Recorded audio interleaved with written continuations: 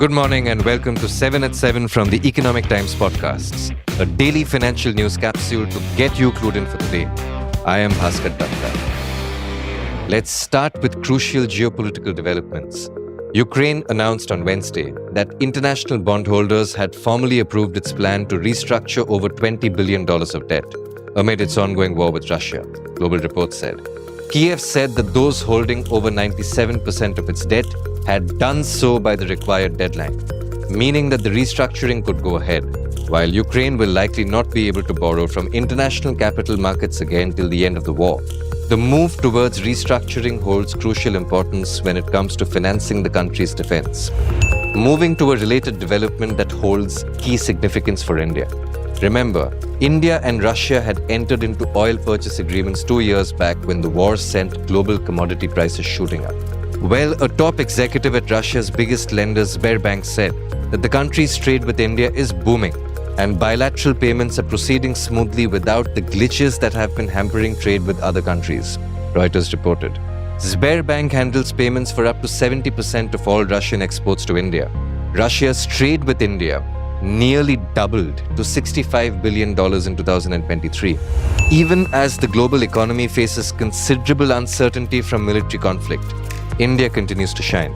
The World Bank on Tuesday raised the growth forecast for the Indian economy for FY25 to 7% from 6.6% projected earlier. Why? Because of a recovery in the agricultural sector, private consumption, and rural demand. Last week, Moody's had revised the country's growth projection upward for the same reasons. Fitch Ratings is, however, worried about a coalition government making it difficult to push through reforms at the pace that India has been doing in the last few years. Turning to a topic that's increasingly becoming a worry for each of us, bank frauds. Faced with a spike in frauds, banks have drawn up a long list of around 3,000 entities involved in fraud that they will share and update on a real-time basis. ET reported exclusively. The list includes lawyers, builders, and gold loan appraisers, amongst others, colluding to secure loans through fraudulent means. The list is likely to be expanded as banks comply with the latest guidelines on fraud classification issued by the Reserve Bank of India on July 15. IPOs. ET has news that Ventif Hospitality, a joint venture between the world's largest private equity firm Blackstone Group and Pune-based Panchsheel Realty, is looking at filing a draft prospectus for an IPO in the next couple of weeks.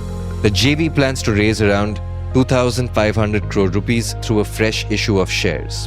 Meanwhile, Mahindra & Mahindra-backed motorcycle maker Classic Legends is planning an IPO in the financial year starting April 1, 2026, while HDB Financial Services, the non-banking finance arm of HDFC Bank, is in talks with Bank of America Securities, Morgan Stanley, and Nomura to shortlist advisors for a proposed IPO.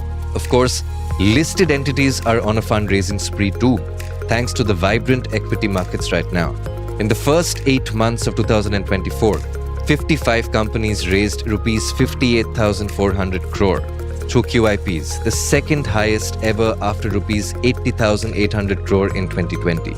With several companies announcing plans to raise funds, QIPs are on track to break records in 2024. Okay, now we move to a topic that's been gaining public prominence over the last couple of years: toxicity in the workplace. We've heard a lot about the subject in the corporate sector. Ever wondered if it exists at the regulatory level too? Well, Securities and Exchange Board of India officials made an unprecedented complaint to the Finance Ministry last month, accusing the leadership of the Capital and Commodities Market Regulator of fostering a toxic work culture. Shouting, scolding, and public humiliation have become a norm in meetings, said the August 6th letter, which ET has reviewed. The communication comes to light at a time when SEBI chairperson Madhvi Puri Butch has been accused of financial impropriety by US short seller Hindenburg, allegations that she has denied. Turning to domestic military spending, the Defense Ministry has cleared the acquisition of Indian-made tanks, warships, radars, and aircraft worth over Rs 1.4 lakh crore to meet the requirements of the armed forces. A major project cleared by the ministry is the acquisition of new battle tanks that will replace the Russian-origin T-72 fleet that is currently in service. The army has a requirement of 1,700 future-ready tanks, with the entire project expected to cost close to 60,000 crore rupees. That's all for today. Thank you very much for tuning in to 7 at 7 from the Economic Times podcasts.